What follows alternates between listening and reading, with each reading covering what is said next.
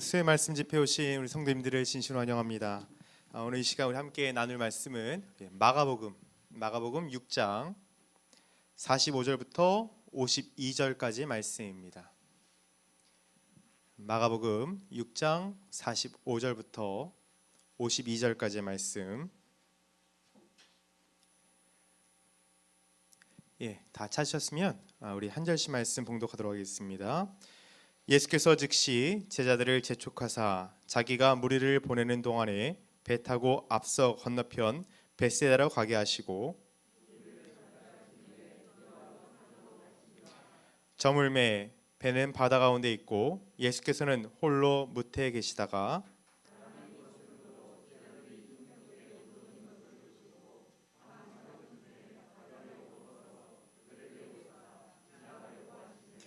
제자들이 그가 바다 위로 걸어오심을 보고 유령인가 하여 소리 지르니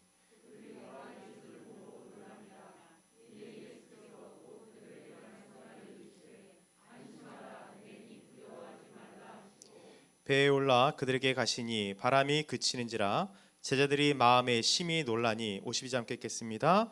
이는 그들이 그 떡 떼시던 일을 깨닫지 못하고 도리어 그 마음이 둔하여 졌음이러라.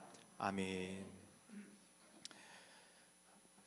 얼마 전 이 마가복음 6장을 묵상하면서요, 하나님께서 저에게 좀 주신 은혜가 있습니다. 그래서 그 은혜 말씀 오늘 성도님들과 함께 나누고자 합니다. 오늘 본문 말씀에 우리가 너무나 잘 아는 말씀이죠. 예수님께서 무리를 걸으신 그 이야기가 나옵니다. 저 역시도 이 사건을요, 이 말씀을 잘 아는 말씀이다 보니까 그냥 스쳐 지나가듯이 읽고 나가려고 하는데 문득 한 구절이 제 눈에 들어왔습니다. 바로 오늘 본문 48절의 말씀입니다. 다시 한번 48절 말씀 읽어보도록 하겠습니다. 바람이 거스름으로 제자들이 힘겹게 노젓는 것을 보시고 밤 사경쯤에 바다 위로 걸어서 그들에게 오사 지나가려고 하시매. 어떻습니까, 성도님들? 좀 이상함을 좀 느끼지 않으셨습니까? 예수님 지금 제자들이 힘겨워하는 모습을 보셨다라고 말하고 있어요. 보셨음에도 지금 제자들에게 오시다가 제자들을 지금 지나가려고 하시는 모습을 보입니다. 그럼 이 구절 굉장히 낯설게 느껴집니다. 뭔가 예수님의 모습이 낯선 모습을 우리가 발견하게 되는 것이죠. 여러분, 친구들 사이에 야, 너 좀 낯설다, 너 좀 낯설어, 이런 말을 할 때 여러분 그 말이 갖고 있는 여러분 의미가 무엇입니까? 뭐예요? 야, 너 내가 알던 너 이렇지 않잖아, 너 이런 행동 안 하잖아, 너 이런 모습 안 보이잖아, 너 갑자기 왜 이래? 낯설다는 표현에는 그런 의미가 담겨져 있습니다. 저 역시 우리가 흔히 아는 예수님의 모습과는 좀 다른 모습. 지금 제자들이 힘겨워하고 있는데 왜 제자들을 지나쳐 가셨을까? 그럼 이 모습이 낯설게 느껴지는 거예요. 그런데 한편으로는 이 모습이 또 묘하게 동조가 되기도 합니다. 마치 여러분 낯선 친구의 모습을 딱 봤는데 그 친구가 갑자기 잠깐 자리를 비웠어요. 근데 그 옆에 다른 친구가 야, 저 모습 좀 낯설긴 한데 저런 모습 없는 것도 아니야. 우리 역시요, 야, 예수님이라면 지금 제자들의 힘들어하는 모습을 보시고 그저 지나치실 분이 아니긴 한데, 그런데 뭔가 예수님 그런 모습 보이는 거 맞는 것도 같기도 해. 뭔가 묘한 동조가 우리에게 일어나는 이유 중에 하나는 지금 우리가 갖고 있는 신앙적 고백과 그러나 또 우리의 삶 속에 일어나는 우리의 삶의 자리에서는 뭔가 지금 불협화음이 있기 때문은 아니겠는가 생각이 든다는 것이죠. 예수님이 이 모습 분명 낯설은 모습이에요. 우리가 흔히 하는 예수님의 모습이라면 제자들 이렇게 지나쳐 가실 리가 없는데, 그런데 우리가 갖고 있는 삶의 수많은 고민들과 삶의 자리에서 일어나는 문제들 속에서 우리의 신앙적인 어떤 고민이 이 모습, 이 예수님 지나쳐 가시는 모습과 묘하게 동조를 일으키고 있다는 것입니다. 여러분, 이 부분에 대해서 우리 잠깐 다시 한번 이 본문의 이야기를 나누고 더 깊이 있게 다뤄보도록 하겠습니다. 오늘 제가 이제 이 말씀 이야기를 성도님과 나눠드릴 텐데 한번 이 말씀을 성도님들 머릿속에서 한번 그려가 보시기 바랍니다. 여러분, 이 말씀, 이 사건이 있기 전에 어떤 사건이 있었냐면 예수님이 장정만 5천 명이나 되시는 오병이어의 그 기적을 일으키십니다. 그리고 나서 예수님이 오늘 본문 45절에서 급하게 제자들을 재촉하시면서 제자들을 빨리 떠밀듯이 이 바다를, 이 갈릴리 호수를 건너가게 하십니다. 여기서 예수님 재촉하셨다 이런 말은 억지로 그냥 밀어넣었다는 거예요. 왜 예수님께서 갑자기 제자들을 재촉하셔서 갈릴리 호수 건너편 이 벳세다로 여러분 예수님이 건너가게 하신 것일까? 그것을 알기 위해서는 다른 복음서 이 병행 구절을 한번 살펴볼 필요가 있는데요. 요한복음 6장 15절을 보면 이 오병이어의 그 기적을 체험했던 사람들이요, 군중들이요, 예수님을 억지로 잡아서 그들의 임금이 되게 하려 했다라고 표현하고 있습니다. 그러니까 지금 예수님이 그래서 그런 무리들을 피해서 산으로 가셨다라고 요한복음 6장 이제 15절은 기록을 하고 있는 것이죠. 그러니까 오늘 마가복음에서도 예수님께서 지금 제자들을 재촉하신 이유가 뭐냐면 군중들이 지금 예수님을 왕으로 삼으려고 하는 거예요. 그 군중들의 열망을 보시고 혹여 제자들조차 지금 탐욕에 변질케 될 수 있지 않을까. 그러니까 예수님이 그들을 우려하셨던 거죠. 제자들의 그 연약함을 아셨기 때문에 급하게 예수님께서 제자들을 지금 갈릴리 호수로 예수님이 제자들에게 배를 태워서 반대편 지방으로 떠나 보내게 하신 것입니다.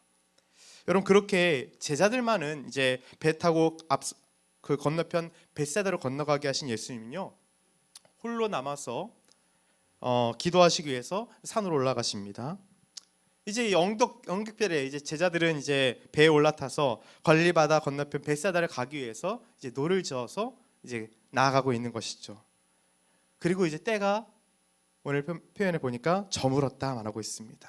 그리고 그 제자들이 탄 배는 이 호수 한 가운데에 있었을 때입니다. 근데 그때 갑자기 이 호수에 바람이 불기 시작하면서 풍랑이 일기 시작합니다.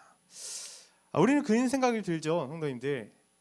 저도 갈릴리 호수 가봤는데 물론 크기는 하지만 이 끝에서 저 끝이 안 보이는 그런 곳이 아닙니다. 그리고 그 깊이가 제가 봤을 땐 그렇게 아주 깊어 보이진 않아요.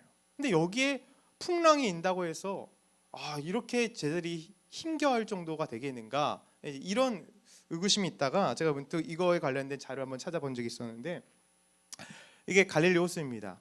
잔잔할 때는요, 이 호수 밑바닥이 보일 정도로 그렇게 깊지 않지만요, 이 옆에 이 엽서를 하나 발견을 했는데, 이곳에 강한 바람이 이 산맥을 타고 넘어오기 시작하면요, 이때 일어나는 풍랑이요, 지금 이 성벽을 칠 정도로 엄청나게 높은 파도가 이는 모습을 우리가 보게 됩니다. 실제로 지금도 갈릴리에 이런 풍랑이 일게 될 때면 자칫 배가 뒤집혀지거나 또 많은 경제적인 손해를 본다고 합니다. 자, 그럼 이때 이 풍랑을 만나서 지금 고통스러워하고 있는 여러분 제자들의 모습을 한번 생각해 보십시오. 지금 이 그들의 가는 방향을 거스르는 이 바람이요, 휘몰아치고요, 파도가 일면서 제자들은 지금 서둘러 벳세다로 가기 위해서 굉장히 애를 쓰고 있는 모습을 여러분 한번 머릿속에 그려보시기 바랍니다. 온 힘을 다 모아서 그 한 치 앞으로 나아가려고 죽을 힘을 다해서 지금 노를 젓고 있는 거예요. 그렇게 지금 여러분 이 거센 바람 앞에 여러분 예수님의 제자들이 그 출신들이 어디예요? 어부들이잖아요. 노래하는 어부들조차, 우리 어떤 제자들조차요, 지금 건너가기가 쉽지 않았음을 알 수 있습니다. 여러분, 이렇게 고군분투하고 있는 그 제자들을 오늘 본문 48절은 분명히 예수님이 그들을 보셨다라고 표현하고 있어요. 그리고 그런 제자들을 향해서 예수님께서 물 위로 걸어 나가셨을 때는 그 칠흑 같은 어둠이 내려앉은 새벽 4시경이었습니다. 그런데 여러분, 이상하죠? 지금 제자들에게 다가오셔야 하는 그 예수님이요, 지금 그들을 지나쳐 가고 계셨다는 것입니다. 여러분, 제가 이제 이 번역이 좀 이상한 것 같아서 다른 성경 번역을 또 찾아봤습니다. 현대인의 성경도 이렇게 표현합니다. 바람이 휘몰아침으로 제자들이 노를 젓느라고 애쓰는 것을 보신 예수님은 새벽 4시쯤 바다 위로 걸어서 제자들에게 오셨다가 그대로 지나가려 하셨다. 세번역 성경에서는 그런데 예수께서는 그들이 노를 젓느라고 몹시 애쓰는 것을 보셨다. 바람이 거슬러서 불어왔기 때문이다. 이른 새벽에 예수께서 바다 위를 걸어서 그들에게로 가시다가 그들을 지나쳐 가려고 하셨다. 지나가려 하셨다. 지나쳐 가려 하셨다. 그러니까 이 동일한 지금 사건을 지금 표현하고 있는 것이죠. 여러분, 이 동일한 사건을 다루고 있는 다른 본문인 마태나 요한복음에서는 이 구절이 없어요. 유독 마가복음에서만 이 구절이 표현된 겁니다. 마태복음에서는요, 마태복음 14장에서는 예수님이 물 위로 걸으셨다. 그런데 예수님께서 지나가려 했다는 표현이 나와 있지 않아요. 오히려 베드로가 물에 빠져서 예수님이 건지신 그 내용을 다루고 있습니다. 요한복음 6장에서도요, 예수님께서 배를 타고 가셨을 때 제자들이 예수님이 그 배에 올라가셨을 때 그 배가 기적적으로 해안에 닿게 되었다. 굉장히 이 간략한 내용만을 다루고 있습니다. 그러니까 어디에서도요, 다른 복음서 어디에서도 예수님께서 제자들을 지나치려 하셨다라는 언급이 나와 있지 않아요. 유독 왜 마가만은 왜 유독 예수께서 그들을 지나가려 하셨다라는 여러분 이 표현을 쓰고 있는 것일까요? 그러니까 이것은 의도적으로 예수님이 제자들을 지금 못 본 채 하시고 지나가시려 했다는 것입니다. 그러니까 여러분 이게 한번 머릿속에 그려보면요, 지금 예수님이 제자들이 지금 풍랑을 맞아서 막 노를 젓고 있는데 저기서 오시던 예수님이 지금 지나치셔서 그들에게 지금 등 돌리고 가고 계신 모습을 제자들이 본 것이에요. 여러분, 예수님의 이런 모습, 등을 돌리고 가시는 그 예수님의 모습 굉장히 낯설지 않습니까? 그런데도 왜 우리는 은연중에 등 돌리고 계신 예수님의 모습이, 그렇게 지나쳐 가시는 예수님의 모습이 낯설지만은 않다라고 여러분 우리는 또 느껴지는 것일까요? 오늘 제자들이 폭풍 속에서 사투를 벌이는 모습을 마가는 바람이 거스름으로 제자들이 힘겹게 노를 젓는다라고 그냥 시적인 표현을 지금 하고 있습니다. 그러니까 이런 표현을 마가가 한 데에는요, 우리에게 폭넓은 그런 상상의 나라를 한번 펼쳐볼 것을 요구하고 있는 것입니다. 우리의 삶과 연관시켜서 생각해 보라는 것이죠. 삶과 신앙에 따라오는 그 피치 못할 그 불리한 바람들을 대입시켜서 한번 생각해 보라는 것입니다. 한번 우리 삶 한번 성도님들 생각해 보십시오. 그 우리 인생에도 이런 힘겹게 우리를 거스르는 그 바람이 우리에게 몰아쳐올 때 있지 않습니까? 여러분, 이 문제 하나 해결하고 나면 이제 이걸 해결했어. 근데 그 하나 해결했더니 또 다른 문제가 또 닥쳐옵니다. 매일매일 서 있기조차 힘든 우리네 인생인데 참 야속하게도 우리 삶에 그런 문제가 힘겨운 인생살이에 늘 하나하나씩 더해져만 갑니다. 원치 않는 이런 거스르는 바람이 불어오는 것이죠. 여러분, 헤쳐나가기 쉽지 않습니다. 여러분, 인생의 문제만입니까? 여러분, 교회에서 또 어떠세요? 교회 안에서 내적인 또 외적인 관계의 문제, 여러 가지 문제들 우리의 삶에 찾아옵니다. 또 신앙의 딜레마가 때로는 인생의 문제와 결부되어서 이거 해야 돼 말아야 돼 할 때 있죠. 또 신앙 지키기 위해서 때로는 세상과 타협하면 안 되고 그로 인해서 박해를 받기도 합니다. 여러분, 그런 거스른 바람들이 우리 인생에 닥쳐오고 우리는 이것을 헤쳐나가기 위해서 힘겹게 여러분 노를 졌습니다. 그런 풍랑의 요동치는 지금 나를 발견할 때, 내가 지금 굳건한 기반 위에 서 있다는 생각이 도무지 들지 않을 때 문득 우리 이런 생각이 드는 것이죠. 하나님 왜 지금 나한테 이런 시련을 허락하시지? 하나님 대체 도저히 어디 계신 거야? 제자들 입장에서는 왜 하필 예수님 우리를 이 위기 속에 몰아넣으신 거야? 그 오병이어 기적이 일어났던 그 자리에 머물게 하셨으면 됐잖아. 날이 저물 때 보내지 말고 다음 날 아침에 보내셨으면 됐잖아. 왜 그러신 거지? 여기 있는 그 어느 누구도 예수님께서 나를 지나치고 마치 등을 보이시고 계신다는 생각을 하지 않을 사람이 여러분 어디 있겠습니까? 이런 상황 속에서. 그들에게 오사 지나가려고 하셨다. 여러분, 어쩌면 이 말은요, 이 복음서를 기록한 이 마가 자신의 그 심각한 고민이었을지도 여러분 모릅니다. 여러분, 이 마가복음서에 쓰여진 배경을 보면요, 당시 마가복음서는 AD 70년경에 기록되었는데, 당시에 이 초대교회는요, 로마 황제로부터 엄청난 박해로 인하여서 순교의 위협과 또 믿음이 변질될 수 있는 그런 고난 앞에 교회가 놓여져 있었습니다. 그런 이들을 신앙을 격려하기 위해서 쓰여진 것이 마가복음서였어요. 그러니까 그런 맥락에서 보면 어쩌면 지금 마가 저자의 이 복음서 마가복음서의 저자의 그 깊은 내면의 고민으로 이 구절을 담고 있을지도 모르겠습니다. 그러면 정말 여러분, 이 구절이요, 이 표현이 정말 풍랑만난 그 제자들을 예수님이 정말 모른 척하시고 그냥 그렇게 등 돌리고 지나치고 계신 그런 낯선 예수님의 모습을 단순히 표현했던 구절일까요? 아니면 단지 우리의 오해가 낳은 구절일까요? 여러분, 이 표현의 의미가 여러분 무엇인지를 살펴봄에 있어서 우리가 잠깐 한 발짝 뒤로 물러서서요, 마가복음서 전체 문맥에서 여러분 이 사건을 좀 살펴볼 필요가 있습니다. 여러분, 마가복음서 이제 보면요, 6장까지 이야기가 뭐냐면 예수님께서 메시아로서 그 자신의 정체성을 점점 드러내십니다. 근데 정작 예수님 곁에 가장 가까이에 있던 제자들은요, 예수님이 어떤 분이신지를 깨닫지를 못해요.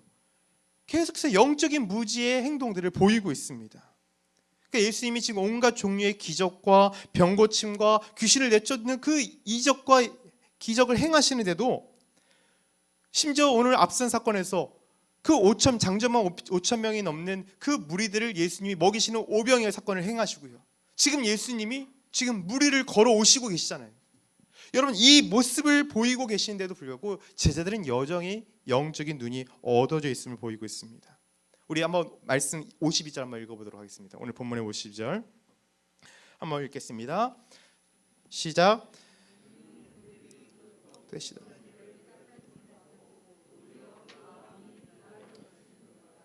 지금 제자들의 마음이 지금 둔하여졌다라고 마가가 표현하고 있어요. 그러니까 지금 메시아를 볼 수 있는 눈과 지금 메시아를 들을 수 있는 귀와 메시아를 받아들일 수 있는 마음이 지금 둔하여진 거예요. 그 둔한 마음이 그들이 지금 스승으로 모시고 있는 그 예수님이 누군지를 알게 하는데 지금 가장 큰 방해 요소가 되었다는 사실을 지금 지적을 하고 있어요. 여러분, 복음서에서요, 예수님이 제자들을 제일 많이 책망하는 게 뭔지 아세요? 그들이 예수가 누군지를 깨닫지를 못하고 하는 행동들, 말들. 그럴 때 예수님이 제자들을 심하게 질책을 하십니다. 왜냐하면 예수님이 누군지를 알지 못하면 한마디로 그들은 복음의 그 외인이 되었다는 사실을 지금 의미하기도 하기 때문에, 복음 밖에 있는 사람이 아니라 복음 아래에 있는 사람, 구원받은 자로서 제자들이 서기를 원하셨던 것이거든요. 지금 이런 모습을 지금 52절에서 마가가 고발하고 있지 않습니까? 근데 여러분, 또 이 사건은요, 지금 욥기 9장 8절 그리고 11절의 말씀을 또 성취하는 말씀이기도 합니다. 욥이요, 빌닷과에 대해서 이렇게 고백합니다. 그가 홀로 하늘을 펴시며 바다 물결을 밟으시며, 11절에 그가 내 앞으로 지나시나 내가 보지 못하며 그가 내 앞에서 움직이시나 내가 깨닫지 못하느니라. 그러니까 바다 물결을 밟으시는 그 하나님이 지금 내 앞에 지금 지나고 계시는데 나는 그걸 깨닫지 못한다고 지금 욥의 그 고백을 지금 마가가 어떻게 보면 이 사건을 통해서 다시 한번 상기시키고 있는 것이죠. 여러분, 이처럼 여러분 마가복음서에 나타나는 제자들의 모습은 어떻습니까? 여러분, 마가복음에 나타나는 제자들의 모습은요, 다른 여타의 복음서들에 비해서 더 제자들이 영적으로 약해 보이는 모습을 보이고 있습니다. 그러니까 아마 제가 말씀드렸죠, 아까 전에 이 마가복음서가 쓰여진 배경이 그 박해 속에, 로마 황제의 박해 속에 변질과 또 순교의 위협 앞에 지금 믿음의 결단을 내려야 되는 초대교회 신자들에게 쓰여졌다고 하는 맥락에서 본다고 한다면 어쩌면 그 모습을 지금 투영시키고 있는 것일지도 모르겠어요. 제자들도 이와 같았다. 너희처럼 지금 영적으로 흔들리고 있는 모습 보이고 있다. 이걸 말해주고 싶어하는 것인지 모르겠어요. 그래서 여러분, 마가복음서의 제자들은 유독 약한 모습을 보입니다. 그들은 예수님이 어떤 분인지 이해하지 못해요. 어떤 분인지 누구인지를 알아보지 못하고 깨닫지도 못하고 무엇보다도 믿지를 않는 거예요. 하나님이신 예수님이 오늘 이 무리를 건넨 사건 앞서서 오병이의 기적을 보여주셨지만 깨닫지 못한 제자들, 지금 무리를 걸어오시지만 깨닫지 못하는 제자들의 모습, 힘겹게 지금 노를 젓고 있는 상황에서 그 무리를 걸어오시고 있는 그 예수님을 보고 오히려 그분이 예수님이다라는 것을 보았음에도 제자들이 야, 저거 유령 아니야? 유령 아니야? 예수님이 하나님이시고 구원자라는 사실을 연결을 못 시키는 거예요. 근데요, 성도님들, 저는 이 말씀을 묵상하다가 제자들의 모습이 저의 모습인 걸 발견을 했어요. 부끄러운 얘기지만 성도님들, 목사라고 해서 신앙적 고민이 왜 없겠습니까? 목사라고 해서 왜 의심이 없겠어요? 매일매일 삶 속에서 저도 가만히 보면 가정을 걱정하고 교회를 걱정하고 나라를 걱정할 때 그 내뱉는 말 속에 하나님이 안 계시더라고요. 예수 믿는다 말하고 있으면서도 예수님이 무리를 걸으시는 하나님이다라는 것을 성경에서 배웠지만 그 믿음의 고백과 내 삶의 고백이 일치하지 않는 거예요. 맞아, 예수님은 내 인생의 문제가 닥쳐왔을 때 지나쳐 가시는 분이잖아. 묘하게 동조하고 있는 그 말씀이 어쩌면 이 구절을 저로 하여금 끌어당겼을지 모르겠어요. 이 말씀 구절이 저를 끌어당긴 건지 모르겠어요. 너 의심하고 있지? 너 의심하잖아. 너 지금 이 상황 예수님이 모른 척하고 지금 지나쳐 가시는 것 같다고 너 지금 의심하고 있잖아. 그 말씀 구절이 저를 물어오더라고요. 우리는 분명 예수님이 하나님의 아들이시다라고 믿는다라고 말하고 고백하지만 정작 인생의 문제 앞에서 그 인생의 풍파가 몰아닥쳐 왔을 때, 내 인생의 바람이 거슬려 와서 우리가 힘겹게 노를 젓고 있을 때 하나님 나를 안 돌아보시는 거 아니야? 하나님 지금 등 돌리고 지나쳐 가고 계시잖아. 우리 안에 이런 의구심이 우리 안에 있다는 사실을 하나님 발견하게 하시더라고요. 여러분, 그런 이들 곁으로 예수님이 지금 지나쳐가고 계십니다. 왜 예수님이 왜 이렇게 제자들을 모른 척하고 지나가셨을까요? 정말 제자들을 예수님이 그들의 그 믿음 없을 모습을 보고 실망하셔서 지나쳐 가신 것일까요? 여러분, 그렇지 않음을 우리는 이 사실 마가복음서를 통해서 보면요, 예수님이 제자들을 어떻게 대하시는지를 보면 좀 더 깊이 알 수 있습니다. 여러분, 예수님은요, 제자들이 계속해서 연약하고 무지에도 불구하고요, 제자들을 향해서 굉장히 신실하신 모습을 보여주고 있습니다. 제자들을 여러분 부르셨을 때 여러분 그들을 향해서 내 가족이다, 내 형제다라고 표현을 하십니다. 그리고 예수님이 그 따르던 무리들을 알 수 없었던 그 비밀들에 대해서 예수님은 제자들에게만큼은 그 비유를 풀어주세요. 또 그들에게 일을 맡기시는 것이죠. 우리 6장 초반부에 보면 예수님이 제자들을 전도하는 일의 사명자로 맡기고 보내시고 있는 모습을 볼 수 있습니다. 그들을 돌보시고 계신 것이죠. 여러분, 특히 우리가 오늘 읽지 않았지만 마가복음 6장 31절에서 이런 구절이 있습니다. 예수님께서요, 기적을 일으키시기 전에 이미 제자들이 그 무리들이 예수님께 와가지고 얼마나 많은 사람들이 병 고침을 받고자 하고 막 제자들은 그 무리들을 막 통솔하고 막 질서 유지시키고 얼마나 힘들겠어요. 근데 마가복음 6장 31절에서 제자들이 먹을 겨를조차 없었다 표현하고 있거든요. 그 상황에서 예수님이 제자들에게 뭐라고 말씀하시냐면 한적한 곳으로 가서 잠시 쉬라. 예수님이 그런 세심한 모습을 제자들에게 보이고 계신 거예요. 그러니까 이런 따뜻한 자상한 그 예수님의 모습을 생각해 본다고 한다면 예수님이 지금 힘겹게 노를 젓고 있는 제자들을 그저 지나쳐 가신 것이 제자들의 그 고통을 외면하시기 때문은 아니었다는 것을 알 수 있습니다. 그럼 뭘까요?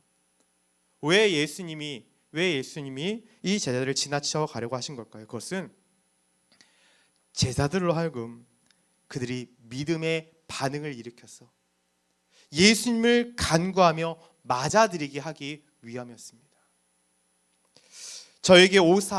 예수님께서 저희에게 오사라는 말은요, 분명 예수님께서 자신이 지금 저 끝에서, 지금 무태서 물 가운데로 지금 제자를 향해서 걸어오고 있다는 것을 보이셨다는 것을 말하고 있는 거예요. 예수님이 이렇게 그들에게 보이신 건 뭐냐면, 그렇게 함으로써 제자들로 하여금 지금 예수님, 우리를 구원해 주세요, 우리를 좀 도와주세요, 그 간절함을 그들의 마음에게서 끌어내기 위한 예수님의 행동이셨다는 것이죠. 여러분, 이걸 뒷받침하는 게 뭐냐면 53절 이후부터 보면 53절에 수많은 무리들이 나오거든요. 근데 그들의 반응과 제자들의 반응이 사뭇 다르게 기록되어 있습니다.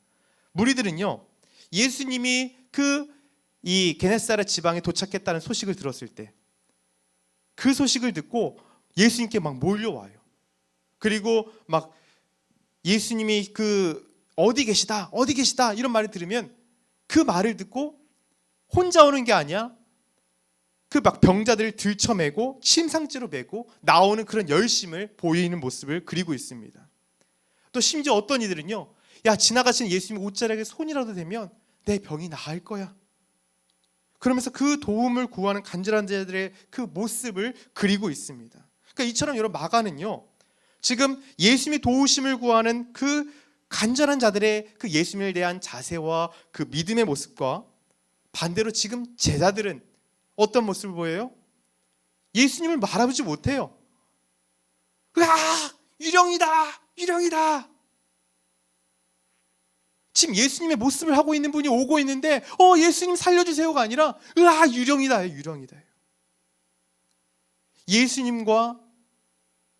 예수님의 하나님이라는 사실을 고백하지 못하고 있는 영적으로 둔한 모습을 지금 보이고 있는 것입니다. 그러니까 이렇게 제자들이 무지한 거예요.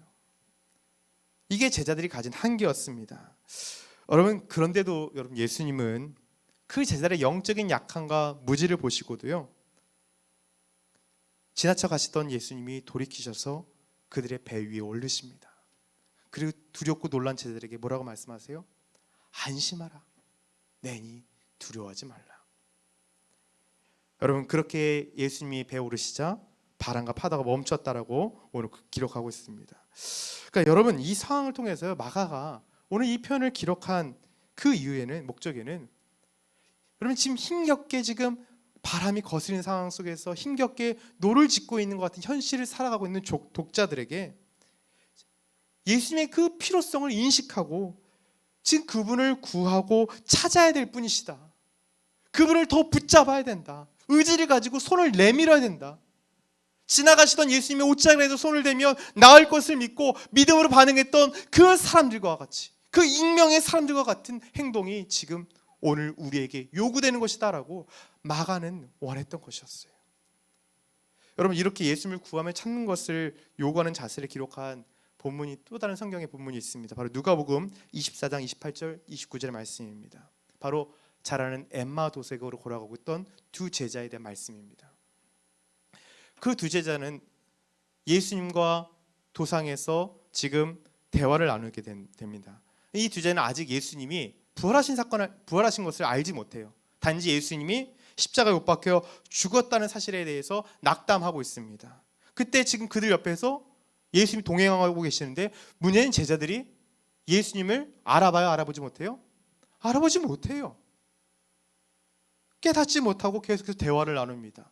근데 예수님이 친절하게 말씀으로 그들을 풀어주고 계세요. 그렇게 이제 마을이 여러분 가까이 왔을 때 누가복음 24장 28절 29절 말씀 보도록 하겠습니다. 한번 여기 말씀 읽어볼게요. 시작. 그들이 가는 마을에 가까이 가매 예수는 더 가려하는 것 같이 하시니 그들이 간과하여 이르되 우리와 함께 유하사이다.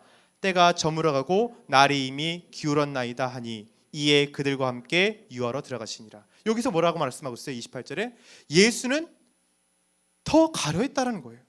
제자들은 지금 마을에 들어가야 되는데 예수님은 지금 지나쳐서 더 가려했다는 거예요. 마치 지금 제자들이 힘겹게 노를 젓고 있는데 예수님이 지나쳐 가렸다는 것을 상기시킵니다.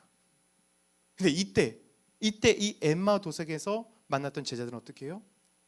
예수님을 강권합니다. 가지 마세요. 붙잡는 거예요. 붙잡는 거예요. 그리고 그 집에서 예수님이 대화하다가 예수님이 사라졌을 때 비로소 그들이 예수님이셨구나. 영적인 눈이 떠져서 보이게 됐다라고 말하고 있습니다. 그러니까 예수님은요, 지금 제자들을 강권해서 예수님을 붙잡고 지금 그 사모함과 열망을 이끌어내기 원하셨다는 것이었어요. 성도님, 그렇습니다. 이제서야 마가복음 6장 48절에 그 말씀의 퍼즐이 이제서야 해결되었습니다. 예수님이 지금 바람을 거스르 힘겹게 노를 젓고 있는 제자들을 보시고 그들에게 오셨다가 그들을 지나쳐 가신 데에는 그들의 어려움을 예수님이 보시고도 모른 척 하시기 위함이 아니라, 그때 예수님의 제자들이 예수님 나 좀 살려주세요,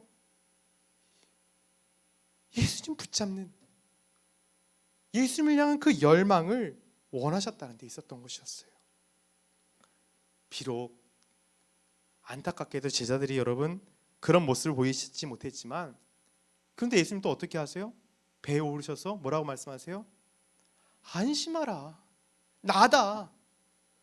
모세에게 호렙산에서 나는 스스로 있는 자다라고 계셨던 그 여호와, 그 하나님이 나다. 바람을 잠재우고 폭풍을 잠재우고 그 위를 걷는 분이라고 고백했던 그 욥이 고백했던 그 하나님, 그가 바로 나다. 예수님 말씀하시는 거예요. 사랑하는 성도님들, 예수님은 지금 우리의 모든 상황 다 보고 계십니다. 그로 인해서 힘겹게 노를 젓고 있는 우리의 상황도 예수님 보고 계셔요. 근데 문제는요, 뭐가 문제냐면 그거를 파도를 뚫고 갈 힘이 없는 우리가 문제고요. 그 폭풍우를 만났을 때 내 힘으로 해결할 수 없음을 만났을 때 예수님 살려주세요, 도와주세요 라고 붙잡을 수 없는 그 믿음이 없는 우리가 문제였어요. 그러니까 이 구절이 낯설게 느껴지는 거예요. 그러면서도 묘한 동조를 일으킨 것이죠. 맞아, 예수님은 등 돌리고 내 어려움이 있을 때 지나쳐 가시는 분이잖아. 잘못된 반응입니다. 내 믿음이 없던 반응입니다. 그럼 어떻게 해야 될까요? 이때 우리는 우리의 마음이 둔해지지 않도록 정신을 차려야 되는 것이죠. 문제를 만났을 때, 상황을 만났을 때 예수님 저렇게 문제 만났을 때 지나쳐 가시는 분이잖아 라가 아니라 예수님 하고 붙잡으시라는 거예요. 마가가 진짜 원했던 것, 핍박을 만난 성도들에게, 지금 순교 위험을 당한 성도들에게 너에게 지금 필요한 상황은 우리를 지나쳐 가시잖아요 예수님, 이게 아니라 붙잡으라는 거예요. 그 강한 붙잡음, 그 열심과 수고와 애씀이 우리에게 요구된다는 사실을 우리에게 전하고 있습니다. 예수님 이렇게 우리의 삶에 당신을 더욱 원하며 바라도록 요구하고 계시고 지금 의도하고 계신 것을 우리는 이 말씀을 통해 배웁니다. 그러나 사랑하는 성도님들, 그렇게 인생의 거대한 풍랑 속에 힘겹게 노를 젓고 계신 성도님들, 예수님을 그 붙잡는 의지와 열심이 있으실 때, 그때 예수님이 우리 삶 속에서도 그 바다와 풍랑을 잠잠케 하시는 그 놀라운 역사를 행하여 주실 줄 믿습니다. 물론 그럼에도 우리가 연약함으로 넘어질 때 있습니다. 여전히 낭망하여 그 풍랑 앞에 놀라 두려워 떨 때가 있습니다. 그래도 예수님 우리 책망하시기보다 예수님 친절히 우리에게 다가오시죠. 그리고 말씀하십니다. 안심하라, 내가 너와 함께하고 있다. 나는 너의 하나님 됨이니라. 그 약속을 우리에게 허락하시는 줄 믿습니다. 여러분, 그렇게 우리가 엎치락 뒤치락 여러분 하다가요, 점점 더 우리가 이 예수님에 대한 그 고백이요, 우리의 신앙적 고백과 우리의 삶의 고백이 완전히 그 일치해지는, 그래서 정말 그 예수님을 더 밝게 알아가는 저와 우리 성도님들의 신앙이 되시기를 주님 축복합니다. 아멘. 함께 기도하겠습니다.